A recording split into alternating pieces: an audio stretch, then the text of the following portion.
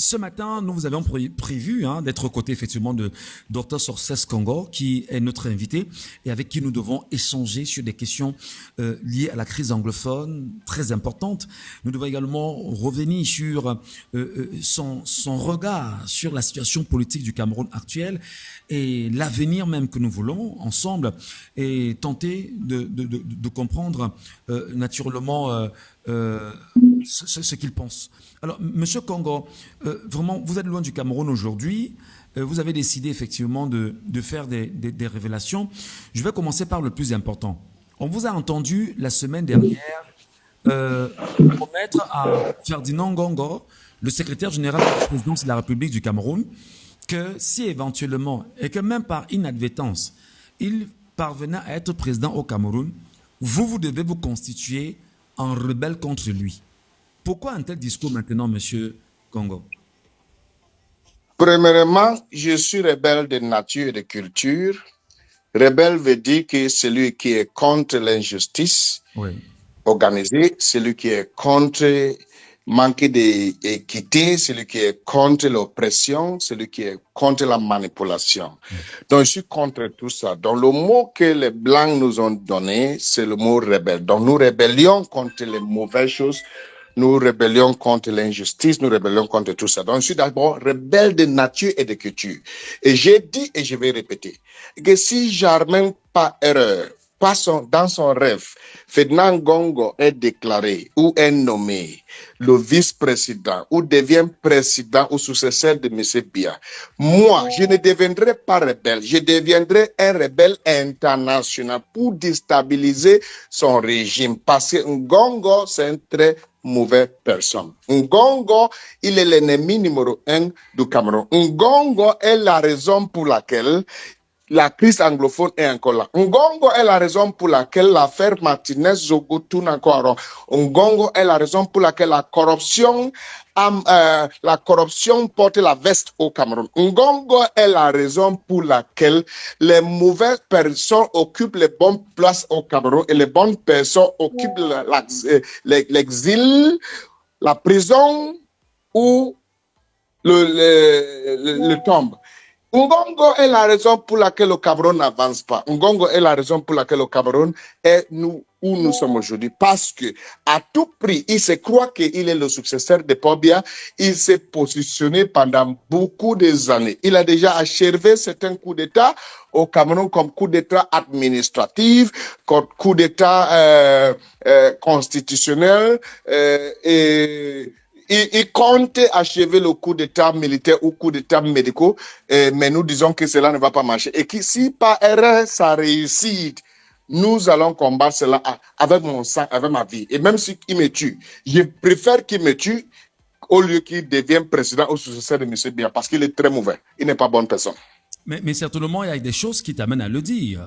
Est-ce qu'il y a eu des rencontres entre vous, M. Congo, qui t'amènent à prendre une telle position extrêmement dure vis-à-vis de cet homme-là? Je n'ai jamais rencontré Ferdinand Ngongo dans ma vie. Plutôt celui qui a cherché à me rencontrer et je n'ai pas accepté. Ça a commencé comment? En 2019, n'oubliez pas que j'étais l'un des leaders ambazoniens qui a commencé le mouvement ambazonien. Et à un certain moment, j'ai vu que ça n'allait pas dans la direction dont on a initié le mouvement. Et j'ai décidé de me retirer et j'ai accepté la main tendue de M. Biya pour la paix, pour œuvrer pour un Cameroun uni. Et je suis aussi l'une des premières personnes qui s'est retirée dans le mouvement ambazonien. Donc, j'étais utilisé par certains membres du gouvernement de bonne foi pour négocier ou pour faciliter ou pour être comme le pont entre les Ambazoniens et le gouvernement camerounais. Donc, M. Eko, l'ancien directeur général de la DGRE, et le premier ministre Dion Gouté, ils m'ont contacté en me disant qu'ils ont besoin de moi au Cameroun. Et après quelques jours de négociations, j'ai accepté de me rendre et arriver au Cameroun. Première surprise que j'ai eue, c'est que la première personne qui m'a reçu au Cameroun, c'était l'ambassadeur de France en 2019. Non, même pas Eko Eko, ni le Premier ministre. Et après cela, Là, vous reveniez d'où vous sortez de la brousse pour le faire ou bien vous étiez en exil? non, je n'ai jamais été dans la brousse. Et l'idée de la brousse, je vais parler de ça un jour. D'accord. Parce que c'est une idée qui cherche à manipuler certains faits. Aucun ambazonien vit dans la brousse. Certains d'eux même vivent dans les maisons plus belles que certaines des maisons de certains officiers du Cameroun. Donc, la brousse, c'est juste une visite temporaire lorsqu'il veut attaquer. Ce n'est pas que quelqu'un vit dans les brousses. Il vit avec les familles, il vit avec les femmes, certains vivent même avec les enfants. Donc, la brousse, c'est juste des choses qu'on veut faire croire. Voilà. Il part en brousse lorsqu'il veut opérer une mission. Et quand il finit d'opérer la mission, il rentre là où il habite normalement. Ils ne sont pas dans le champ de guerre chaque jour.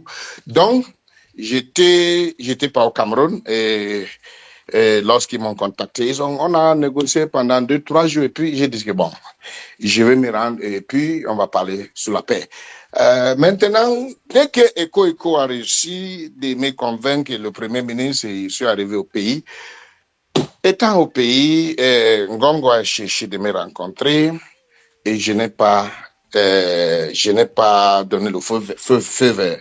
Il a envoyé des autres personnes, je n'ai pas donné le feu vert. Je lui ai dit que s'il veut que j'échange avec lui ou que je lui donne certains éléments, il faudra qu'il passe par le DGR. Et donc, ça, c'est ce qu'il n'a pas aimé. Alors, et parce que... Attendez, pour qu'on s'entende très bien, vous êtes convoqué au Cameroun par le Premier ministre chef du gouvernement, M. Diangote, mais vous arrivez au Cameroun, vous rencontrez d'abord l'ambassadeur de France avec lequel vous échangez, et entre autres, vous êtes en contact avec Marsim Eko, l'ancien directeur du renseignement camerounais, et par la suite, maintenant, Ferdinand Ngongo envoie des gens vous rencontrer. Oui, c'est ce qui s'est passé. Très bien, oui, allez-y. Oui, c'est ce qui s'est passé et je n'ai pas accepté cette rencontre, je n'ai pas accepté cet échange et il n'était pas fier avec cela. Et puis il a insisté à travers des autres personnes, à travers Papa Mbangangele, à travers Bankou Emile, il a insisté et je n'ai pas accepté cela. Donc, ce qui fait que je lui ai dit et que j'aimerais que tout ce qu'il veut faire avec moi passe par le DGR parce que le DGR est mon interlocuteur. C'est le DGR qui a acheté mon billet d'avion, c'est le DGR qui m'a convaincu, c'est le DGR qui parle avec moi quotidiennement pour que je décide de me rendre. Donc, je ne peux pas lui donner ou travailler avec lui et s'il veut que je travaille avec lui, ça doit passer par le DGR. Donc, il n'a pas aimé cela. Donc, ce qui fait que après cette mission, on n'a pas eu de bonnes relations et il m'a détesté à partir de cela. Bon, moi, je n'ai pas constaté ce détestement. À un certain moment, il a commencé de détester donc la personne qui m'a convaincu parce que au moins, on sait qu'il exerce une certaine domination sur le Premier ministre parce qu'il est anglophone, parce que je suis sûr que si le Premier ministre était un francophone, voilà, il ne devait pas lui donner ce genre de mépris. Et si moi, c'est parce que le Premier ministre est un homme calme aussi, c'est un gentleman, c'est un diplomate. Moi, si je suis même ministre, n'importe quel ministre, Ngongo ne peut pas me parler n'importe comment. Même si je suis même un policier, je vais l'arrêter. Donc, il peut faire ça aux gens qui sont calmes de nature, il ne peut pas faire ça à moi. Donc, ce qui fait que le type a commencé de détester Eko, donc il est son patron direct. Et Eko a souffert beaucoup de choses entre les mains de Ngongo. L'un de ce que Eko a souffert, c'est qu'on a coupé toutes les fonds de la DGRE. Donc, Eko survivait seulement avec certaines réserves de son épargne personnelle dans ces dernières années dans le DGRE. Et à un certain moment, Ngongo a même autorisé Eko de ne plus jamais, au grand jamais, parler ou intervenir à n'importe quoi qui concerne la crise anglophone. Donc, Eko s'est distancé de cela. Et à cause du fait qu'Eko s'est distancé, on avait certaines autres missions prévues. Parce qu'avant qu'Eko ne distance, je suis rentré au Cameroun par le vol payé par M. Biya le 31 décembre 2019 avec 87 combattants et réfugiés dont tout le monde a constaté à la télé et les ministres étaient à l'aéroport pour nous recevoir. Mais avant cela, M.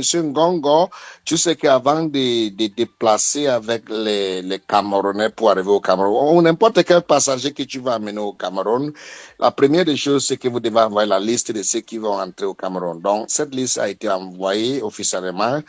Et dans notre grande surprise, cette liste ne devait pas être un sujet du public. On a vu cette liste publiée à l'internet et quand j'ai fait mes recherches, j'ai constaté que c'est Ngongo qui a fait cela parce que d'abord, il ne veut même pas cette mission. Il ne veut même pas que les enfants se rendent. Il ne veut même pas la paix dans le Nozo. Il ne veut pas que la gloire soit donnée à Eko ou à une autre personne. Il veut saboter cela pour que ça se détruise. Donc, j'ai commencé à faire mes premiers constats de cette monsieur dès le jour-là. Et après, comme il avait autorisé M. Eko de ne plus jamais se mener dans les choses, dans la crise anglophone, qu'est-ce qui s'est passé? Eko a maintenu son calme, il a resté tranquille. Donc, même comme on avait les autres missions prévues avec Eko, donc il ne répondait plus, il ne décrochait plus les appels. Donc, n'importe qui cause avec Eko, parce que Eko ne voulait pas dévoiler ce qui s'est passé entre eux là-bas. Mais un jour entre 1h30 et 3h30, Eko m'a appelé. Et dans cette conversation, Eko m'a dit beaucoup de choses. La raison pour laquelle il ne décrochait pas les appels, la raison pour laquelle il ne se mène plus dans les affaires anglophones, parce qu'il a reçu les instructions et ceci, cela. Il m'a parlé beaucoup. Et il a eu le courage de me dire le jour-là. Et il ne peut pas nier qu'il a dit cela. Et s'il nie, j'ai des preuves. Et quand je dis que j'ai des preuves, ça veut dire que j'ai des preuves. S'il nie, je vais mettre les preuves dehors. Et les autres choses qu'il a dit que je n'aimerais pas mettre dehors pour le moment, je reste avec moi-même. Ce que je veux que la public sache, c'est que Ngongo est la raison pour laquelle il ne veut plus se mener dans les choses anglophones, parce que Ngongo n'aime pas les anglophones et Ngongo ne veut pas la paix dans la zone anglophone. J'ai pris note de cela, donc ce qui fait que je suis resté tranquille. Et ça veut dire que la connexion entre Eko et les anglophones s'est coupée. Donc, je suis resté tranquille, je continue de faire mon travail où je suis. Et quelques mois plus tard, j'ai été contacté par le cabinet de Papa Martin Barnganguele, dont on m'a dit qu'il veut entrer en contact avec moi parce qu'il aime la paix dans le Nozo. Donc, j'ai accepté cela et puis on est entré en contact. Et puis, on parlait. On arrivait à un niveau où il m'a donc chargé de convaincre les Ambazoniennes. J'ai donc fait presque 181 combattants. J'ai encore la liste jusqu'à aujourd'hui. Ce n'est pas que j'aurai. 181 Ambazoniens qui ont déposé les armes et lors des négociations oui, avec monsieur Martin Barnganguele de la DGSN. Oui, donc on a présenté la liste, mais il était question qu'on les rassemble pour amener à Yaoundé pour qu'ils fassent ça officiellement, pour officialiser cela. Parce qu'il est souvent question que quand on dit qu'il a déposé l'arme, les armes, on présente la personne dans la grande public et devant les autorités et la personne dit sa déclaration et puis il peut chanter l'hymne national et puis on lui pardonne et puis on l'intègre dans la société camerounaise. Donc c'est comme ça la procédure. Donc, ce qui fait au moment d'entrer dans l'action pour que je les ramène à Yaoundé, c'est là où c'était bloqué. Et c'est Ngongo toujours qui a empêché cela.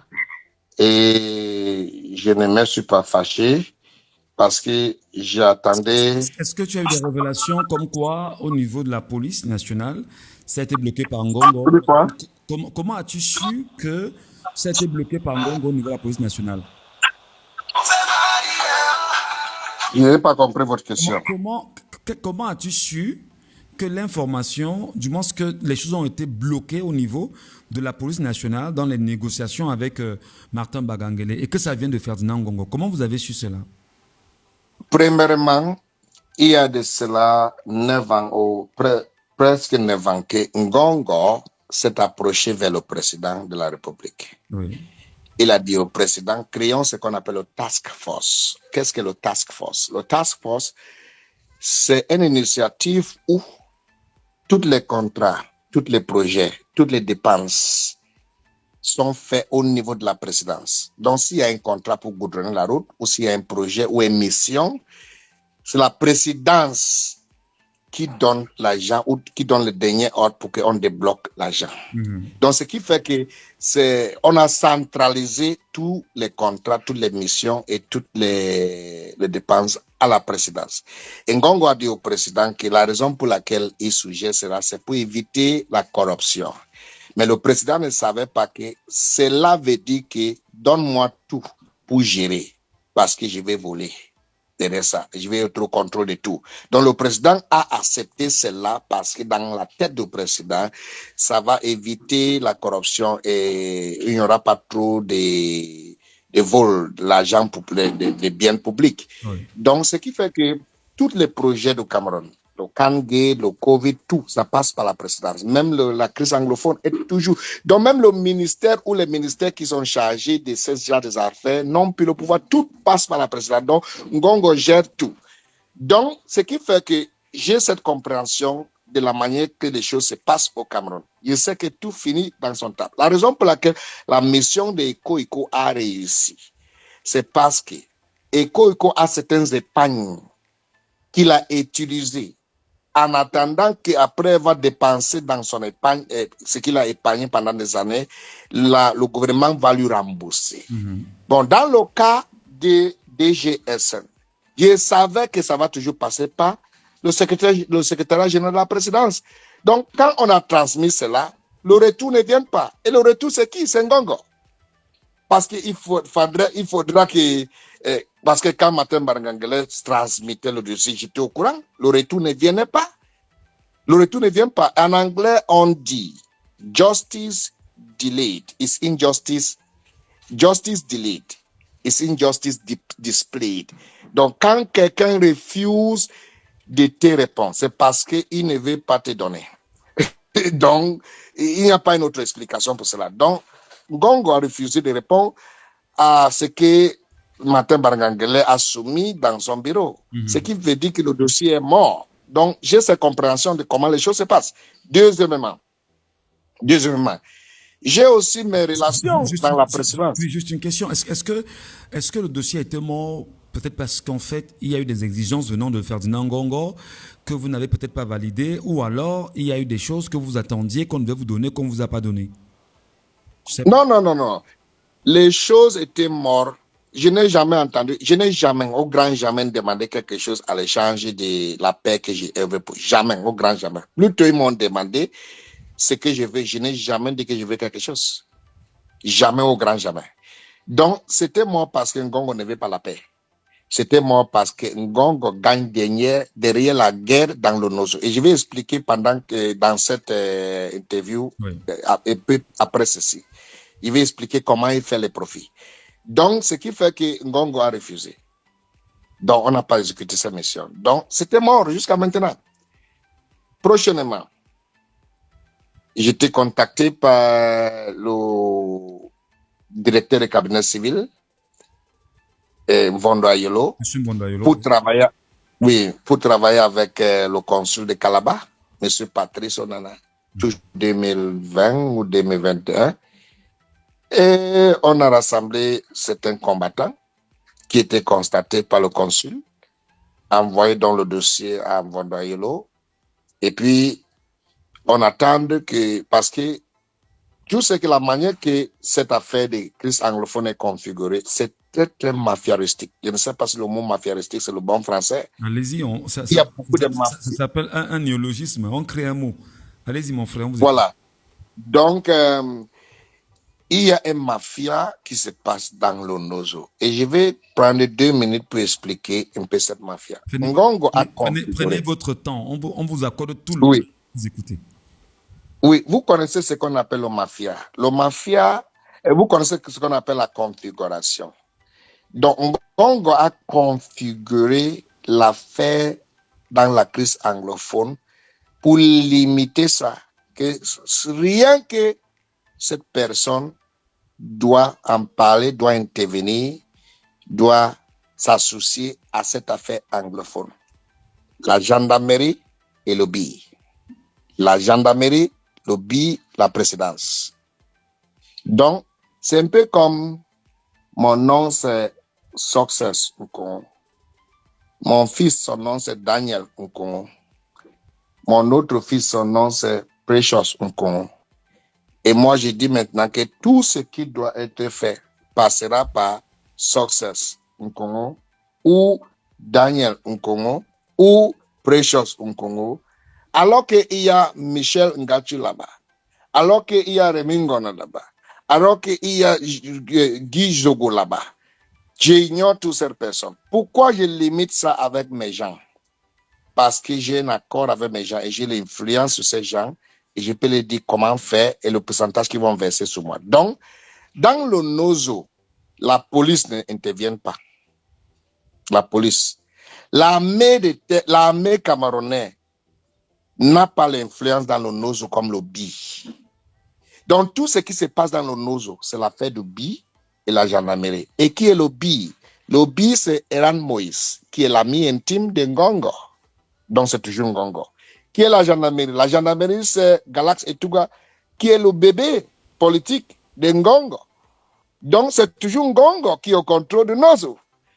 Donc, ce qui fait que cette configuration est fait que c'est le lobby ou la gendarmerie qui peut intervenir ou qui peut faire une mission dans le Nozo. Donc, toutes les missions que Ngongo approuve dans le Nozo, si ça ne passe pas par la gendarmerie, ça passe par le BI. Donc, ce qui fait que tout l'argent a fini toujours par être dans son poche. C'est pour cela que l'autre juge dit qu'il est toujours les prêtres. Non, il envoie toujours les gens devant, mais c'est lui qui est derrière. Il opère dans l'ombre. Il opère dans l'ombre. Et celui qui n'est pas sage ne va pas comprendre que c'est toujours lui.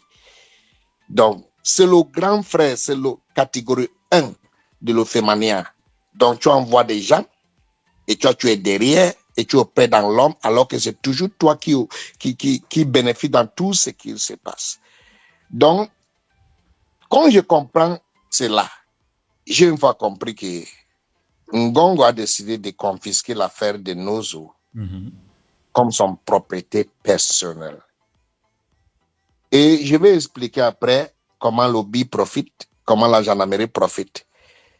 Il faut faire la comparaison entre tous les commandants de brigades et toutes les collisions et tous les commandants de compagnie et tous les patrons du BI à Nozo avec les collègues des autres zones. Ceux de Nozo sont plus riches.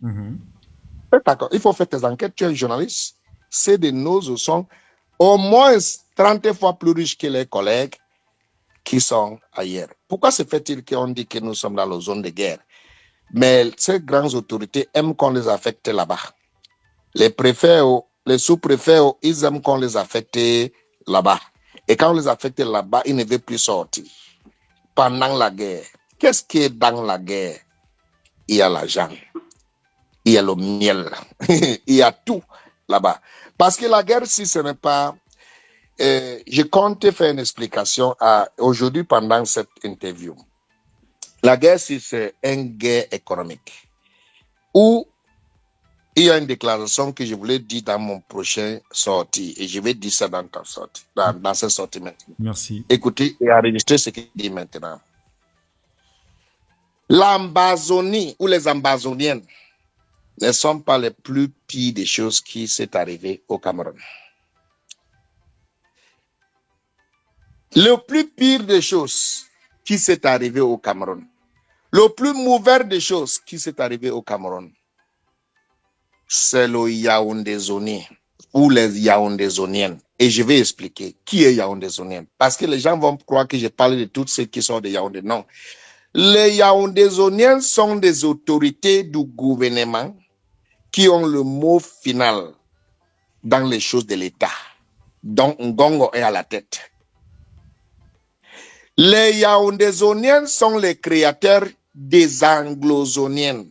Les Anglo-zoniennes sont des élites anglophones qui sont loyales à Ngongo. Donc, les Yaoundé-zoniennes, Ngongo et son clique ont créé l'Anglozonie et l'Anglozonie a créé l'Ambazonie pour faire bénéficier le Yaoundésonien dont Ngongo est à la tête. Donc, même les Ambazoniens sont victimes de l'Ambazonie. Et je vais expliquer. Même les anglophones sont victimes de l'Ambazonie. Même les Ambazoniens sont victimes de l'affaire ambazonienne. Très bien. On vous écoute. J'explique. J'espère que vous enregistrez ceci, n'est-ce pas? Non, Nous sommes en direct. nous sommes en direct. On vous écoute. Des Camerounais vous écoutent. C'est bien. Ils vous écoutent, ils sont très nombreux. On est quasiment très bien. 5336 personnes vous écoutent pendant qu'on y est.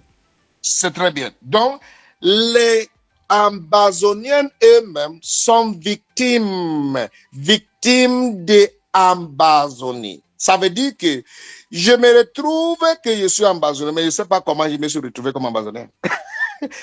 Et ça ne me profite pas. Je me vois un temps Ambazonien, mais je ne sais pas comment ça est arrivé. Et ça ne me profite pas, mais ça profite quelqu'un quelque part à Yaoundé. Et un peu ça profite l'anglophone, élite anglophone, qui m'a influencé d'être ambazonien. Donc c'est un jeu. C'est un jeu qui se passe. Et je maîtrise ce jeu parce que, numéro 1, je suis l'un des premiers, si tu comptes 10 personnes, je suis l'un des premiers parmi les 10 qui ont créé ce mouvement ambazonien. Je suis l'un des premiers. Ça veut dire que c'est à cause de moi que Sissi Koyok Tabe est président d'Ambazonie. C'est moi qui l'a suggéré. Les Ambazoniens ne les connaissaient jamais. Ils n'ont jamais entendu son nom. Au Grand Germain. Donc c'est moi qui étais populaire. C'est moi qui étais là. C'est donc toi qui es à l'initiative de tout le mouvement justement de non, je ne suis pas l'initiative, je suis l'un des initiateurs, je suis l'un des cerveaux. Ok, très bien, l'un des cerveaux. Voilà. Ok, très bien. Ou l'un des cerveaux. Ok. Vous voyez un peu. Donc, dans un conclave, je ne sais pas si c'est le même mot en français, conclave, c'est un rassemblement des leaders. Le conclave. Peu de personnes. Oui, dans un conclave, quelque part, je ne vais pas mentionner, on était 36 personnes. Donc, imagine, 36 personnes ont décidé le destin de tous les anglophones. Et je faisais partie de ces 36 personnes et j'étais le plus influent dans ces 36 personnes. Donc, c'était en 2017. Et dans ces 36 personnes, il était question qu'on choisisse le leader. Ayok Tabe n'avait même pas qualité d'assister dans ces réunions. Hein. Il n'était même pas présent. Donc, il était question qu'on propose celui qui sera leader. Et les autres gens ont commencé de proposer les noms. Et quand c'était mon tour de proposer, j'ai proposé le nom d'Ayok Tabe. Et les gens ont exclamé qu'on ne le connaît pas. Et on ne le connaît pas. Au lieu de proposer, propose toi-même parce que toi, au moins, on te connaît, on connaît le travail que tu fais. Je dis que non, moi, je ne suis pas intéressé. Je ne suis pas intéressé. Je vais proposer une autre personne. Son nom, c'est Ayok Tabe. Et j'ai dit ce qu'il fait dans l'ombre et ceci, cela. J'ai convaincu les gens. On est parti dans un petit repos. Et les gens ont commencé, Ayok Tabe, c'est qu'ils ont commencé à faire le Google. Après, ils ont dit que c'est quelqu'un qui est un peu assis financièrement et qui a certaines relations politiques dans certains pays africains. Et puis, moi, j'ai pris mon téléphone, j'ai appelé Ayok Tabe. J'ai dit, grand frère, je suis en train de négocier pour que tu sois président en Ambazonie. Tu vas accepter parce que j'ai la capacité d'influencer tout le monde et t'accepter. Tu vas accepter si on te choisit. Il dit qu'il avait plaisir. Il m'a remercié. Donc, ce qui fait que on est venu maintenant, on a voté, on lui a choisi, il a gagné à 25%, 85%. Et puis, je l'ai appelé pour lui dire félicitations, tu as été choisi comme le président ambazonien. Donc, c'est à cause de moi, Sonsenko, qu'il est président ambazonien. Et c'est à cause de moi qu'Ayabacho Lucas est venu en Afrique pour la première fois depuis qu'il est parti en Europe. À cause de moi. C'est à cause de moi, c'est moi qui l'ai fait venir. Même Ebenezer Konga. Depuis 10 ans qu'il est parti en Europe, c'est à cause de moi qu'il est venu. Parce que ce sont les deux gens radicaux dans l'Amazonie. Les restes étaient les civils. Ça, ce sont les deux gens radicaux. Donc moi, les deux gens radicaux étaient à l'étranger. J'étais le seul radical qui était au sol. Donc les deux radicaux à l'étranger travaillaient seulement avec moi et moi, je coordonnais tout le monde au sol. Donc, même Ayok Tabe n'était pas dans les affaires des armes. Il n'était même pas dedans. Il avait dit qu'il n'est pas dedans. Ouais, un peu. Donc, je maîtrise l'affaire anglophone plus qu'Ayok Tabe. Il y a seulement deux personnes qui connaît l'affaire anglophone plus que moi, ou l'affaire amazonienne plus que moi, Ebenezer Kwanga et Ayabacho Lucas. Bon, Mais je peux dire... On va faire une chose. On va revenir sur l'histoire. On va revenir sur l'histoire de la crise anglophone. Non, j'étais en train de répondre à une question à toi. Permets-moi de finir d'abord la réponse. Allez-y, allez-y. Donc, je maîtrise cette affaire plus que tout le monde, sauf Ebenezer Kwanga et Ayabacho. Mais je peux dire que je maîtrise ça plus que Ebenezer Kwanga et Ayabacho parce que moi, je travaille avec le Cameroun et je travaille avec les Amazoniens. Et ils n'ont pas travaillé avec le Cameroun. Donc, je peux dire que je maîtrise ça plus que eux deux. Donc, c'est pour cela que je maîtrise le mafia qui se passe dans cette affaire, comme mon Nouveau Testament. Donc, c'était pour répondre à ta question, comment j'étais sûr que les choses comme ça se passent. Donc, ce qui fait que lorsque Ngongo veut de l'argent, qu'est-ce qu'il fait? Écoute attentivement. Il a les milices à Nozo. Il a les milices à Nozo. Qu'est-ce qu'il fait? Il charge son milice de partir massacrer. Et quand on massacre, premier profit pour lui. Quand on massacre, premier profit, c'est que le nom d'Amazonie est saboté. Et le Cameroun a le pitié international. Le comité international commence à avoir pitié au Cameroun que le Cameroun est victime. Ça, c'est le premier but de ça. Deuxièmement, économique. Deuxièmement, c'est économique. Il va maintenant dire à son patron, M. Bia, donne-moi l'ordre de demander le billet, de chercher ceux qui ont parti massacrer. Ça, c'est déjà l'argent qui sort. Et Bia débloque l'argent. Et le billet part pour chercher ceux qui n'existent pas, alors que c'est toujours lui qui a fait le massacre. Ils vont chercher fatigués. Ils vont aller arrêter les innocents et mettre en prison. Ou peut-être les tuer. On va dire qu'on a tué ces gens-là. L'argent est déjà empoché. Troisièmement, la mort de 7 enfants qu'on a massacrés, il va dire à son patron, il faut qu'on donne un funérail national à ces enfants. Ça, c'est déjà notre budget. Toujours géré par lui. Ça, c'est l'affaire de Kumba. C'était à Kumba, je pense bien. Voilà, tu vois un peu. Il y a l'affaire de Kumba, il y a l'affaire de Kondo Titi. Donc, je vais dire que pendant qu'on parle, je vais expliquer tout cela. D'accord. Voilà. Donc, à travers tout cela, le gars gagne de l'argent comme la pluie. Une autre façon dont il fait son argent dans le nozo, c'est qu'on a le palmol. Palmol, c'est là où on fait l'huile de palme, l'huile de tout. Voilà. Palmol. C'est à Ekondo Titi. Palmol. À Ekondo Titi, c'est connu, oui. On utilise les gars pour menacer le civil de ne pas venir au travail pendant 7 ans, 10 ans, 8 ans. Et tout le monde abandonne le palmol. Cependant, le billet est là-bas. Le billet, c'est eux qui créent le palme, c'est eux qui vendent le palme. Et tous ceux qui ont le courage d'entrer là-bas, ils achètent chez le billet. Ils achètent le palme chez le billet. On vous n'est pas et je vous ai expliqué que... Je vous ai dit que je joue sur la tombe de ma mère, je joue sur la tête de mes enfants. Ils achètent le palme chez le billet. Et si tu as la capacité, tu transportes ça au Nigeria, tu vends ça au Nigeria, tu reviens, tu as la capacité, tu viens à quoi acheter.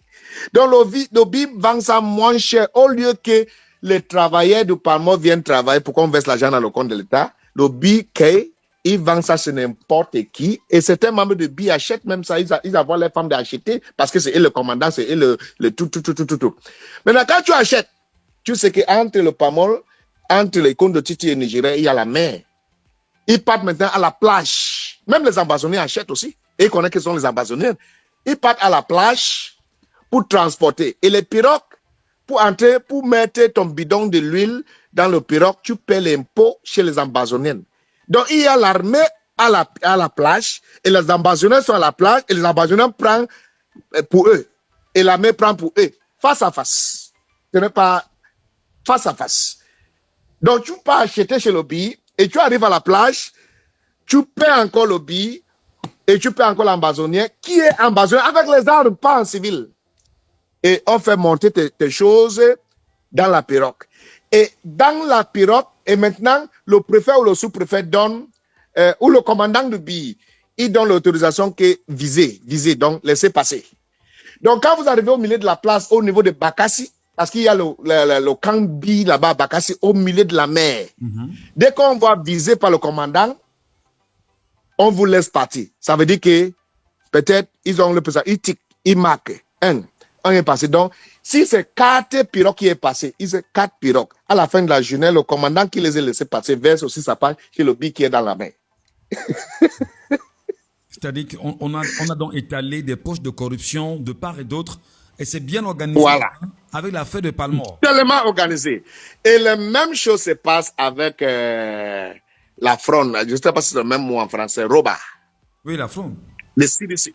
Oui, le CDC Roba. Les mêmes choses se passent. Les mêmes choses. Les mêmes choses. C'est-à-dire qu'au niveau de la CDC, on a donc détruit la CDC, et ce sont d'autres personnes qui travaillent dans les entreprises de la CDC. Je rappelle, hein, pour que tu le saches, la CDC, je vous dis exactement ce que je vous ai dit. C'est exactement ce qui se passe. La CDC était le deuxième plus gros employeur du Cameroun après l'État du Cameroun, je rappelle. Voilà. C'est comme ça qu'ils fait à Nozo. Donc, on a chassé de la CDC.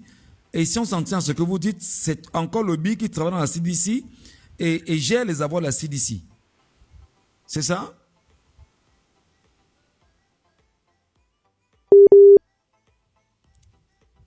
Allô? Est-ce qu'il est avec nous? C'est exact, Nozo. Et l'argent l'a fini et est tous versé dans la poche de Ngongo. Et tous. La police n'est pas même pas à côté. Parce que la police est matin Barnagale. Oui. Donc, un peu qui passe un peu, c'est la gendarmerie. Mais les gens qui sont chargés de ça, c'est le BI. Même pas l'armée de l'air ou l'armée de terre. Un peu. C'est le BI. Donc, vous voyez comment Ngongo pige de l'argent dans le Nozo. Voilà comment Ngongo pige de l'argent dans le Nozo. Quand on tue, il a l'argent. Quand on attaque, il a l'argent. Quand on massacre, il a l'argent. Et nos ressources, il a l'argent. Imagine que moi, je sors de Manfé. On m'a accouché dans l'hôpital général de Manfé. Je suis l'enfant né à l'hôpital général de Manfé. Tout le monde de Manfé connaît cet hôpital. Vous m'écoutez? Parfaitement. 5 sur 5. Maintenant, il y a un contrôle mix à l'hôpital général de Manfé. Contrôle mix. Cet contrôle mix a déjà fait presque 40 ans là-bas. Presque 40. Donc, tout le monde connaît ce contrôle mix. Ce sont les mêmes personnes, quoi. Non, je suis en train de dire que je suis en train d'établir un fait. Ah, d'accord. À l'hôpital général de Manfé, il y a un contrôle mixte là-bas des gendarmes, armés, policiers. Ça fait presque 40 ans que le contrôle mixte est là-bas. Maintenant, l'hôpital général de Manfé est à 5 minutes des camps militaires et l'aéroport international de Bissangabang, des camps militaires de Bissangabang, 5 minutes. Parce que c'est une route goudronnée. Oui. Et c'est à maximum 10 minutes du camp militaire de Manfé, le grand camp qui représente tout le département de Magno. 10 minutes. Et maintenant, on me dit que on est venu brûler l'hôpital général de Manfé. Voilà comment ça s'est passé. Les gars arrivent. Dès qu'ils arrivent, première des choses, ils transportent tous les malades de l'hôpital général de Manfé à l'hôpital militaire de Manfé. Après avoir les transportés, ils versent maintenant le cabran autour de l'hôpital. Ils brûlent et tout cela prend 1h30. Alors que là, à l'hôpital, il y a un contrôle mixte qui fait déjà 40 ans là-bas. Et l'hôpital n'est pas loin. L'hôpital n'est pas loin des camps militaires de Bissangabang. 5 minutes. L'hôpital n'est pas loin du camp militaire de Manfé. 10 minutes. Et l'hôpital n'est pas en brousse, c'est en route au Grand Goudron. Et tu me dis que c'est les ambassadeurs qui ont fait. Ils ont fait 1 heure de temps. Et les ambassadeurs aussi ont pris les malades pour transporter à l'hôpital général, hôpital militaire de Manfé. Donc les militaires ont laissé les ambassadeurs pour transporter les malades dans l'hôpital général de Manfé. Donc, Ngongo maîtrise comment il fait ces choses. Ce qu'il fait, c'est que les gars s'habillent comme les ambassadeurs pour donner cette impression que ce sont les ambassadeurs. Et les gars parlent le pidgin pour donner l'impression que ce sont les anglophones. Et puis, ils font le travail, ils enregistrent ça. Là vous parlez, vous parlez des hommes en tenue. C'est le BI ou bien? C'est ce que je dis. Très bien, allez-y. C'est ce que je dis. Et puis, dès qu'on brûle Première des choses, on commence à annoncer qu'ils sont les ambazonnés, mais cet ambazon, on ne dit jamais le nom de cet ambazon qui a fait. Donc, c'est comme ça que Ngongo fait son travail. Dans mon région d'origine. Encore, le maire de Manfé, Achou Prisley Ojong, le jeune garçon, c'est mon ami d'enfance. Le gars, comment on l'a tué? On l'appelle dans un village voisin, dans son village, que les ambazonnés veulent se rendre. Le gars quitte, il prend 2 gendarmes. Et les deux gendarmes sont derrière c'est un pick-up. Les 2 gendarmes sont derrière la voiture. C'est-à-dire dans la chaise de derrière. Et son ami intime est au volant. Et lui, il est devant dans la chaise de devant, dans le pick-up. Et dès qu'il quitte la ville, immédiatement, on le tue. OK? Pose-toi la question, monsieur Ngacho Michel. Il est dans la voiture et on dit que c'est les ambassadeurs qui le tuent. Mais on ne voit aucun balle qui sort de dehors pour pénétrer la voiture. Le balle vient de dedans. Qui l'a tué? Les 2 gendarmes qui sont derrière la voiture. Parce que quand on fait les analyses, le balle lui est pris par derrière, pas par devant. Et le balle n'a pas percé le vide ou le corps de la voiture. On n'a pas vu les cicatrices sur le corps de la voiture. Donc, le balle vient de dedans, dans les 2 gendarmes. Les impacts de balles, il n'y a pas eu sur la voiture. Pas des impacts. Très bien. Et on dit que c'est les ambazoniens qui l'ont tué. Dans les ambazoniens, le balle est spirituel qui a évité de toucher la voiture, mais ça pénètre dans la voiture pour toucher la personne. Le balle n'est pas spirituel, c'est physique. Et on part dans les rues, on ramasse les innocents, on dit qu'on les a attrapés. Jusqu'à aujourd'hui, pas des audiences. Pas des audiences. L'affaire terminée. L'affaire terminée. Et puis, il nous fait croire que c'est les ambassadeurs qui ont tué le maire de Manfé. Personne ne l'a pas. Aucun ambassadeur ne l'a tué. C'est une affaire dedans. Donc voilà comment Ferdinand Ngongo fait son travail. Donc ce qui fait que j'ai une maîtrise de comment il fonctionne. J'ai une maîtrise de comment il fonctionne. Et quand l'affaire de Martinez Zogo a été, j'ai une fois compris le jeu. J'ai une fois compris le jeu. Parce que tu peux pas me dire que on va tuer quelqu'un demain. Et les journalistes commandent d'annoncer ça aujourd'hui. Et les journalistes là, ils sont au mini-séance. On va tuer quelqu'un mardi et lundi, on commence à dire qu'on va tuer quelqu'un. Voilà comment on va le tuer. Voilà la personne qui va le tuer, dis donc. Tu es quel genre de prophète? Ngongo a un réseau de journalistes. Je suis désolé, mon frère Michel. Vous êtes un vrai journaliste. Mais je vais vous dire une vérité. La plupart de vos collègues sont les businessmen. C'est pas faux. La plupart de vos collègues, qui s'appellent les lanceurs d'alerte, les journalistes, le blog, sont les businessmen. Ils s'en foutent de la vérité. Si on les paye d'annoncer n'importe quoi, c'est ce qu'ils vont annoncer. Et c'est à cause de cela que nous sommes où nous sommes aujourd'hui. Je ne vais pas appeler les noms, vous les connaissez. Bien sûr, bien sûr, bien sûr. La plupart d'eux ne sont même pas au pays, sont les businessmen. Comment se fait-il que, parce que c'est un membre de gouvernement, il vous dit annoncer cela, vous annoncez seulement sans faire les vérifications, juste parce qu'on vous est payé. Donc moi, je ne suis pas un journaliste, je suis un citoyen passionné pour le changement de mon pays. Et c'est pour ça que ces journalistes-là qui s'appellent, ils ne font aucun travail, mais ils survivent. Ils survivent en Europe, ils survivent aux États-Unis, ils survivent partout. Ils font quoi? Parce que les membres du gouvernement les payent de faire le travail pour eux. Et je suis désolé pour ça. Je suis très désolé pour ça. Donc le Cameroun est où nous sommes parce que les journalistes aussi ont refusé de faire le travail. Parce que même si les journalistes décident de faire leur travail, on ne serait pas où nous sommes. Et je vais utiliser cette occasion pour féliciter. Je sais que je ne devais pas faire ça dans votre plateforme. Je vais féliciter l'un de vos collègues qui répondent, qui ont le même nom comme vous, Michel. Le jeune garçon là fait un bon travail. Je ne le vois pas comme quelqu'un qu'on le paye. Michel Bientôt. Il fait un bon travail. Michel Bientôt. Oui. Oui, il fait un bon travail. Il n'est pas un businessman. Je viens que moi et lui, on ne s'accorde pas sur beaucoup de choses, mais il fait un bon travail. Il n'est pas un businessman. C'est un journaliste passionné. Et j'aime ce qu'il fait. La plupart de tes collègues, mon frère, ils me déchirent le cœur. Nos ancêtres sont fâchés d'eux. On va, Dieu est fâché d'eux. on va revenir, on va revenir. Je reviens un peu en arrière, docteur Sossas Congo. Euh, il y a eu des rencontres avec Maxime Eko. Revenons un peu là-dessus.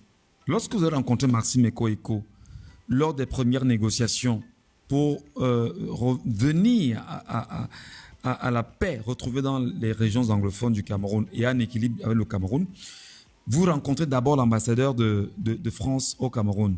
C'est quand même chose curieuse, c'est qu'au lieu d'arriver à rencontrer d'abord, je ne sais pas trop, le Premier ministre ou même M. Biya, c'est d'abord l'ambassadeur de France que vous rencontrez au Cameroun. Qu'est-ce qu'il vous a dit concrètement l'ambassadeur de France? C'est Thierry Marchand, c'est ça, je pense bien. Oui, c'était lui. Mais la personne qui parlait plus ou qui était chargée de travail avec moi, c'était le chargé de mission. Je vais vous envoyer ma photo avec lui. Comme ça, son nom, c'était Christophe, quelque chose comme ça. Ouais. Il était chargé de mission de Thierry. Non, c'était la personne avant Thierry. Hein? Ah, c'était l'ambassadeur avant Thierry Marchand. Oui, la personne avant Thierry. Oui. Thierry, c'est le militaire, non? Non, oui, c'est le général. Oui, ce n'est pas le général, c'était le civil. C'était la personne avant le militaire. L'ambassadeur Guilou, c'est ça. Correct, c'est lui. C'est lui. Donc, ce que l'ambassadeur m'a dit, c'est que nous voulons que tu nous aides à parler à tes frères amazoniens de déposer les armes et qu'on va partager le gâteau national 50-50. Et qu'on va même donner le visa et le terrain à au moins 52 en France. Et qu'on veut la paix au Cameroun. Et que cette affaire finisse. Voilà la totalité de ce qu'on a causé. Avec l'ambassadeur Guilou?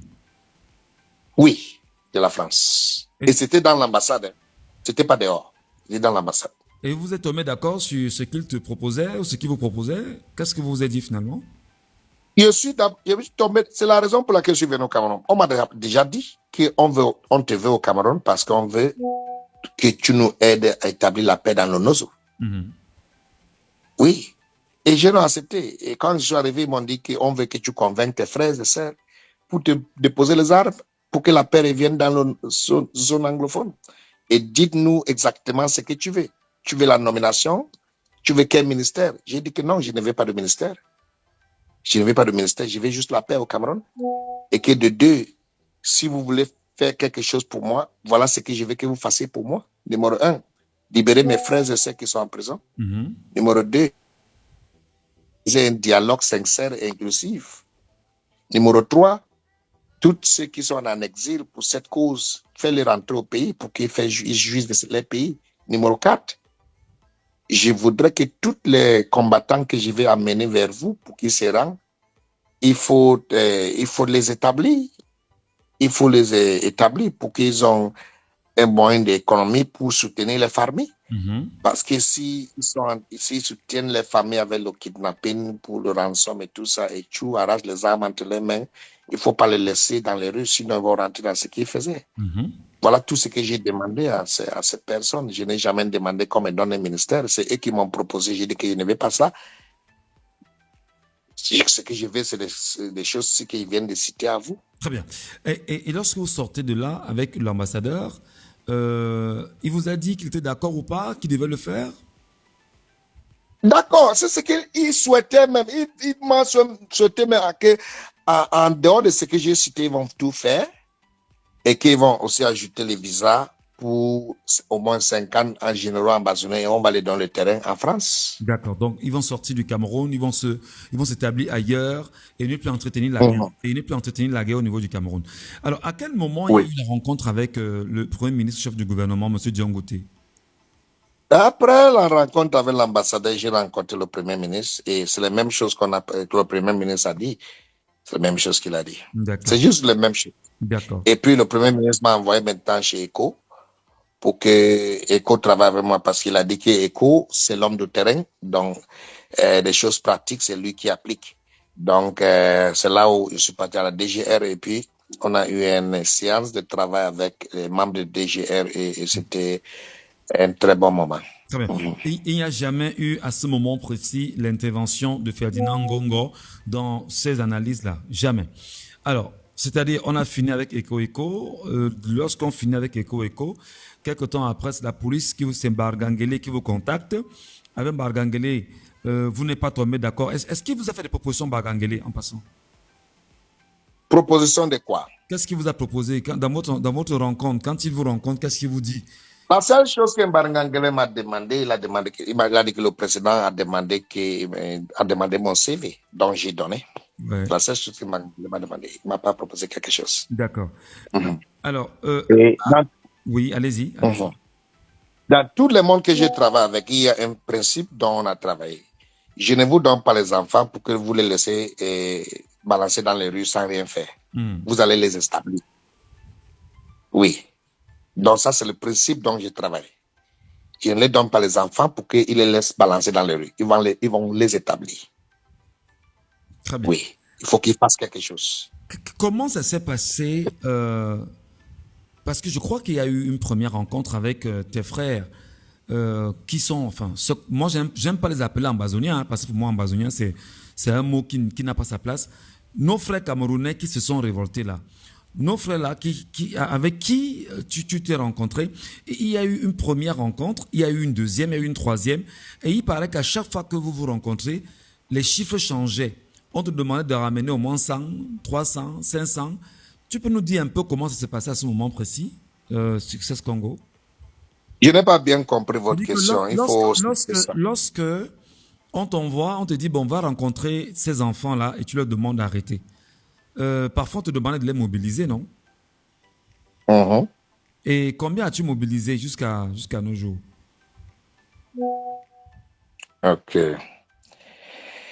Ok, merci beaucoup. La première fois, avec Eco Eco, j'ai mobilisé 87 et on est arrivé en Simalin à Yaoundé. Oui. Et tout le monde a vu ça. Mais avant cela, j'ai mobilisé 8 à Yaoundé. Et Jonathan Mbere faisait partie de ces 8. Oui. Et c'était trop discret. Après ça, j'ai mobilisé 87 qui étaient mis en public. Et là, c'était saboté et Eco était combattu. Avec Martin Mbaranga, après cela, c'était avec Martin Mbaranga, j'ai mobilisé 181. Après ça, j'ai mobilisé presque 200 avec Vondoa Yelo. Après ça, j'ai mobilisé 360 qui ont fait 10 mois avec moi. Et dans les 360, il y avait Fille Marshall dedans, il y avait Animal Pekin, il y avait Commando de Batibo, il y avait... La personne qui n'était pas là, c'était nous petits qui n'étaient pas là. Et on cherchait à l'amener. On cherchait à l'amener parce qu'il y avait les généraux dedans qui causaient avec lui. On lui convainquait déjà. Parce que ce que j'ai fait, c'est que je n'ai pas besoin de convaincre tout le monde.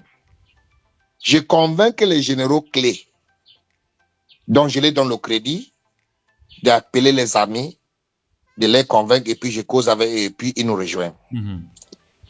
Donc, le dernier, c'était 360 personnes. Et dans ces 360 personnes,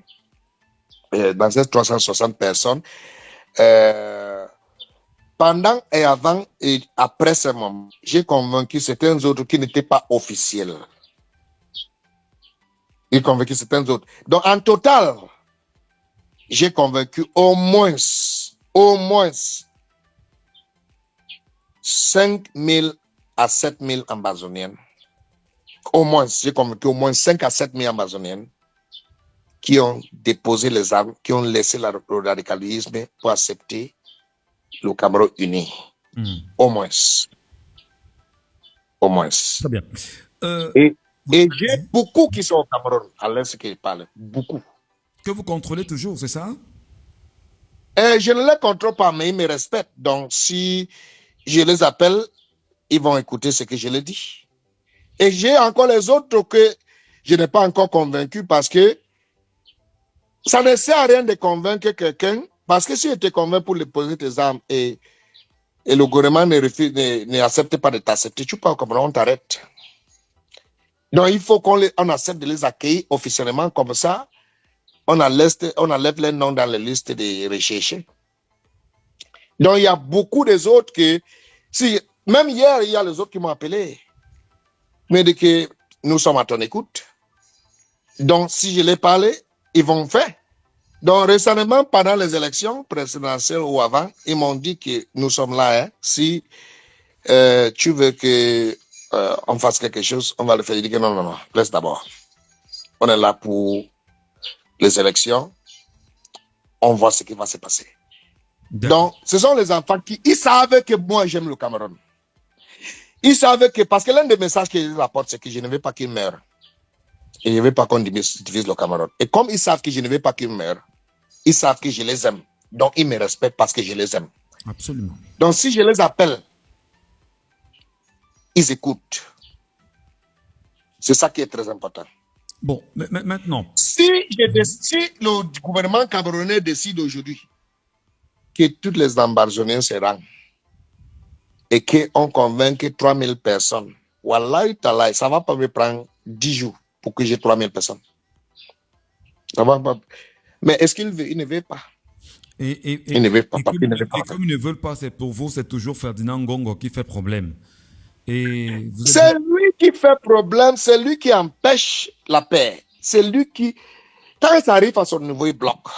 Vous n'avez pas vu que l'ambassadeur Christopher Bay, l'ex-haut commissaire du Canada, a eu une audience avec M. Biya en 2020 ou 2021. C'était l'une des audiences les plus longues. Vous pouvez rechercher cela. Dans cette audience, M. Biya a demandé à Christopher Bay que je veux que ton gouvernement nous assiste à midi entre les Ambazoniens et mon gouvernement. Christopher Bay a envoyé la nouvelle à son pays, le Canada. Le Canada a accepté. Le Canada a donc commencé de faciliter, ce qui fait que John Gout, le chef de gouvernement, le premier ministre, est parti avec certains ministres. Ils ont rencontré les Ambazoniens au Canada. Ils ont signé les accords. On a même appelé pour le cessez-feu. Il y a eu le cessez-feu pendant 2-3 mois. Ils ont commencé de causer. Ils ont signé les accords. Et maintenant, le Canada, le ministère des Affaires extérieures, publie cela. Publie qu'il y a un causerie entre les Ambazoniens et parce que les Nations Unies étaient en accord, l'Union européenne, l'Union africaine, CEDEAO, tout ça a été au courant. Maintenant, le Canada va publier cela. Que voilà la cause qui est en train de prendre lieu. Immédiatement, ça fait boum. Qu'est-ce que Ngongo fait? Ngongo prend son lettre en tête. Vous pouvez faire la recherche sur ce que je vous dis. Hein. Il prend son lettre en tête de la présidence, secrétaire général de la présidence. Oui. Il écrit un communiqué, il met le nom de René Sadi en bas. Il signe. Ce n'est pas René Sadi qui a... Il signe. Et maintenant, il filme cela. Il envoie à la CRTV. Il demande à la CRTV de lire ça. Comme si c'est René Sadi qui a signé. C'est pour cela que la lettre qu'on a lue à la CRTV, que le gouvernement camerounais n'est pas en aucun dialogue avec les Ambazoniens, n'avait pas une en-tête parce qu'on a couvert l'en-tête. Pourquoi on couvrait l'en-tête si c'est vraiment le ministère des Communications qui a signé cela? Parce que l'en-tête, c'est l'en-tête de présidence de la République. Comment peut-on aussi lire un document à la CRTV alors que René Emmanuel Sadi, ministre de la Communication, est en même temps le président du conseil d'administration de la CRTV? C'est quand même... Mon frère, Ferdinand Ngongo est tout au Cameroun et tu le sais. Ferdinand Ngongo est tout au Cameroun. Tout le monde connaît que René Sadi n'a pas le pouvoir. Tout le monde connaît que John Gout, le premier ministre, n'a pas le pouvoir. Tout le monde connaît que Atagani n'a pas le pouvoir. Tout le monde connaît que le puissant au Cameroun aujourd'hui, c'est Ferdinand Ngongo.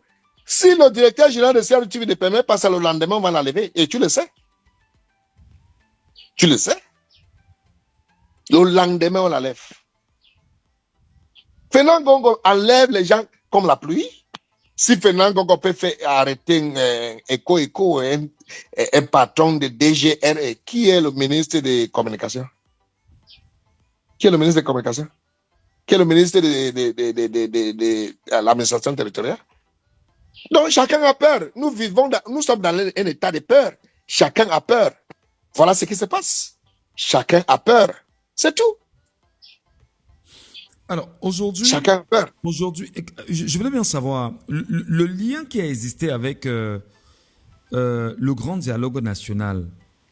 Comment en êtes-vous arrivé là? Est-ce que vous étiez concerné véritablement par ce grand dialogue national, Dr. Sesses Congo? Ok, il y a quelque chose que la plupart des gens ne connaissent pas. J'ai contribué pour le dialogue national, j'ai contribué pour que ça ait lieu, mais je n'ai pas assisté. Je suis arrivé au Cameroun après le grand dialogue. Je devais assister, mais pour certaines raisons techniques dont je préfère les garder pour moi, je n'ai pas assisté. Mon billet d'avion a été acheté. On a acheté mon billet d'avion et puis je les ai remboursés. Je les ai remboursés les billets d'avion. Je n'ai pas assisté. Et c'est après le grand dialogue que je suis arrivé au Cameroun. Je n'ai pas assisté pour une raison technique et ces raisons me reviennent personnelles. Mais les gens croient que j'ai assisté. Je n'ai pas assisté, mais j'ai contribué pour ça. Et je n'ai pas apprécié comment ça s'est passé. Parce que le dialogue est le dialogue. Le dialogue n'est pas politique. Oui, Le dialogue. mais avant d'y arriver, je vous en prie, avant d'y arriver, on a eu des révélations comme quoi M. Biya lui-même, à un moment donné, a tout fait pour échanger avec vous. Est-ce que vous êtes arrivé de parler avec M. Biya au moins une fois ou deux fois ou trois fois? Non, non, non. Écoute-moi. Je n'ai jamais causé avec M. Biya. Jamais, au grand jamais. Oui. J'ai causé avec tout le monde au Cameroun. Même Madame Chantal Biya. Même Franck Biya. La seule personne que je n'ai jamais causé et que je n'ai pas son numéro au Cameroun, c'est M. Biya. Le reste, j'ai le numéro, par la grâce de Dieu. Et j'ai causé avec presque tout. Oui. Sauf M. Biya. J'ai causé avec le frère de M. Biya, Papa Pierre Meba. J'ai causé avec le sœur de M. Biya. J'ai causé avec presque tout son entourage. Sauf lui-même, M. Biya. Donc, si quelqu'un dit là-bas que j'ai causé avec M. Biya, la personne n'a pas dit la vérité. D'accord. Est-ce que vous avez quand même tenté de le rencontrer? Je n'ai jamais tenté à rencontrer M. Biya, mais j'ai tenté à lui transmettre des messages. Certains de ces messages, il a eu, et j'ai eu des retours positifs.